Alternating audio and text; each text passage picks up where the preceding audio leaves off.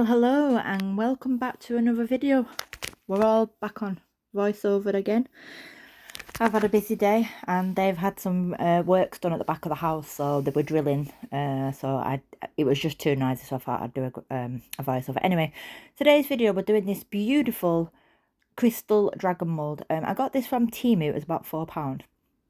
And here you can see me showing you the Starry Skies pigments or alcohol inks, whatever you want to call them, in red, and that's going to be going into the mould. Right, so here I received a package from Teexperts. I've been in contact with Teexperts with regards to testing out some of their products, and they kindly sent me some products here. This is the 4-hour demold fast cure resin. It cures within 4 hours for you to be able to demold it, fully cured in 8 to 10 hours. This is a high viscosity resin. They have kindly sent me a 10% discount code for you all. If you would like to treat yourself on the website to any products or even the fast cure resin, you will get a 10% discount, and they do ship globally as well. Right, so I'm just putting everything back into the box, and yeah, so this crystal mold it is quite bulky.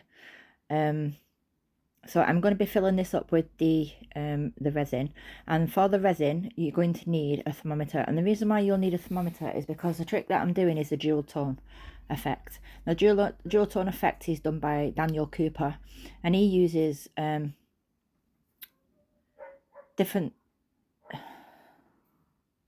uses resin and then lets it cure and then puts chameleon flakes back in black. But this method I'm doing I got from Wendy at Twin Fish Crafts.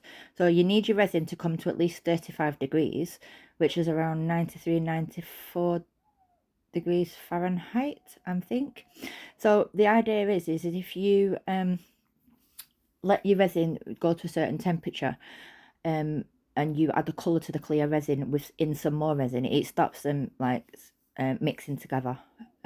So it's just a kind of effect that I'm after, like a two-tone effect, so that you've got the tones from the chameleon flakes and then you've got the tones from the Starry Skies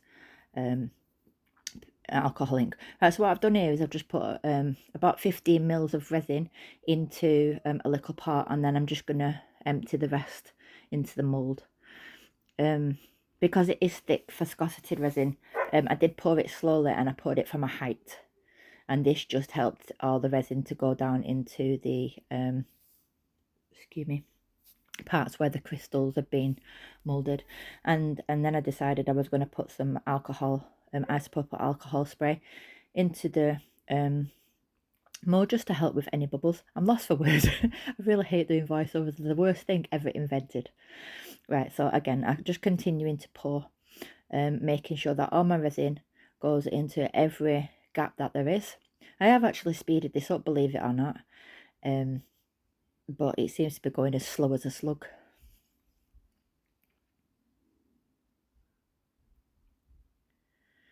Yeah, come on, hurry up. When you're actually watching it back, when you're doing your editing and you're doing your voiceover, you don't realise after you've chopped stuff down how long it actually takes to actually do a specific part of the video. Ridiculous.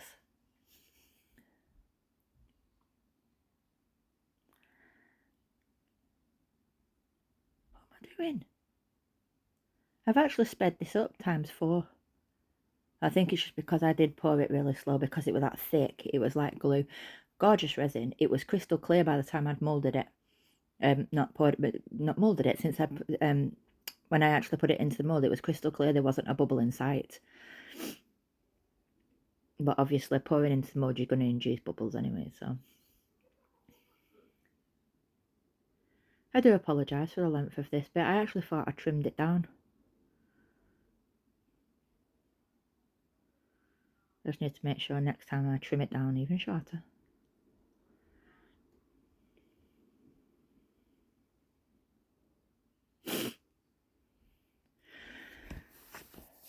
I could have gone to France and back by now. Don't get me going.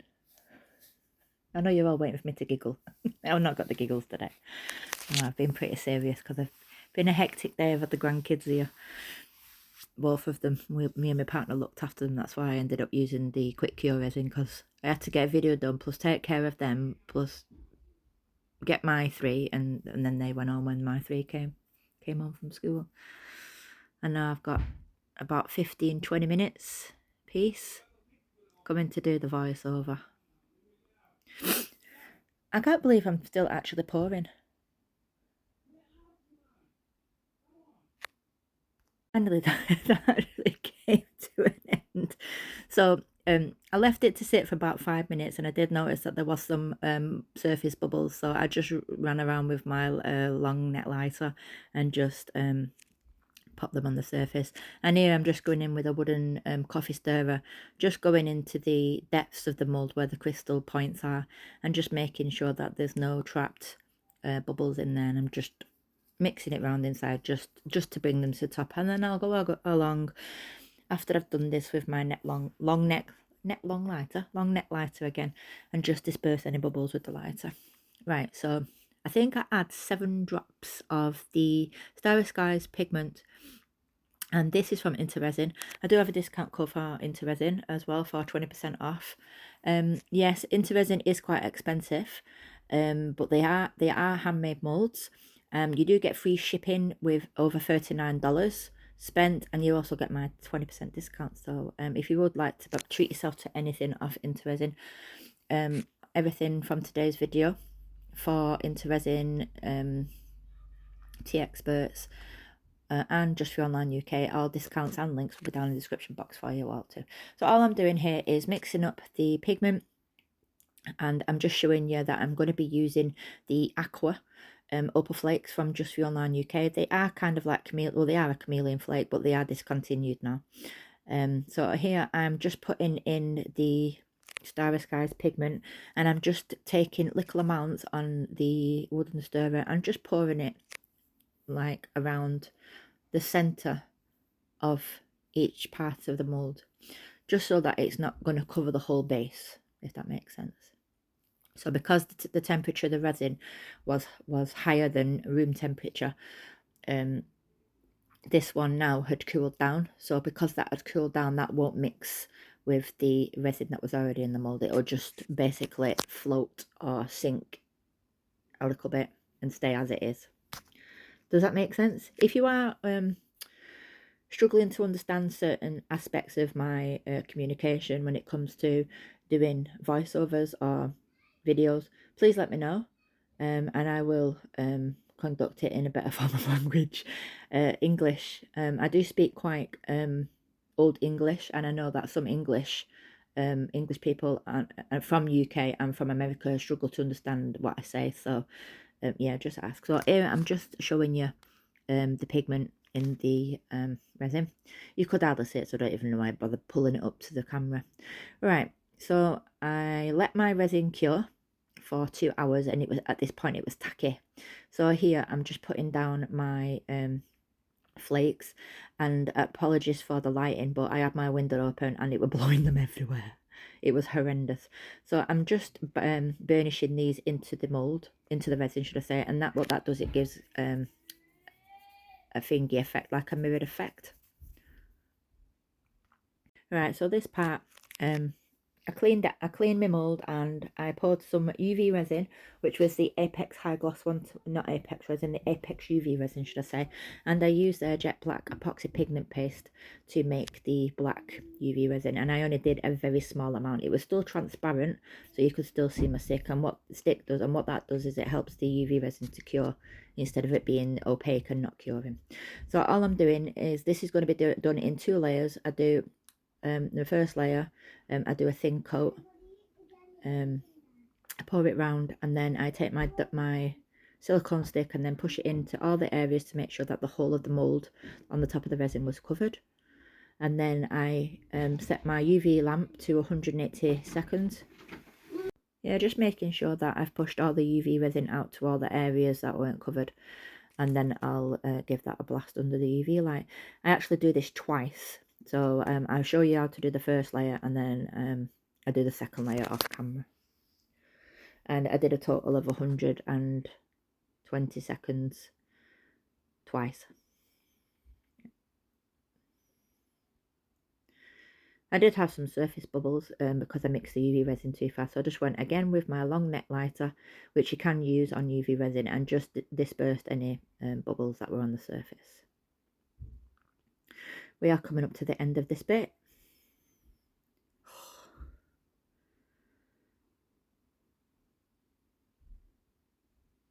I don't here we go, giggles. Don't get me going.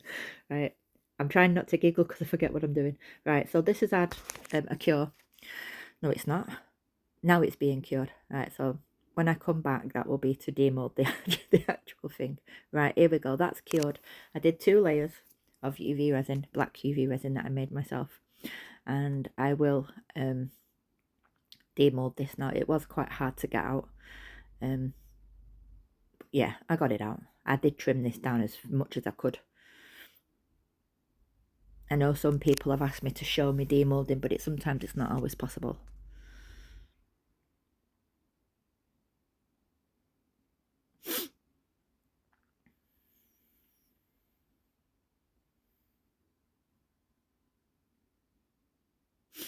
The silence. You could hear a mouse fart. Right, I have trimmed it here anyway. So I turn it over, and I didn't realise that the actual mould was matte, so it didn't show the effect that I wanted. I like it, so I'm not saying I don't like it. It just didn't give the tone of shine inside. So what I did do was take the Apex UV resin, and I brush over the top of the mould. So if you've got a matte mould and you go over it with UV resin, it actually makes it glossy. I just wanted to see if I could get this effect to work.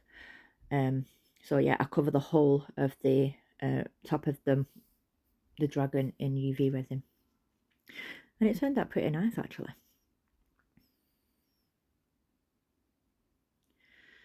Because of the light outside, it wasn't sunshine, there was no bright light, so you couldn't get the effect I was trying to give. So there is a video coming up after this, I think. Do you ever walk away from your camera and then come to edit it and then wonder why? Wonder what you're doing? All right, oh, I gave that a cure. Right, so this is where the light, there wasn't enough light in my studio to pick up the dual tone effect. So I had to sit down for about 25 minutes, charge my phone so I can get the actual torch light off my phone.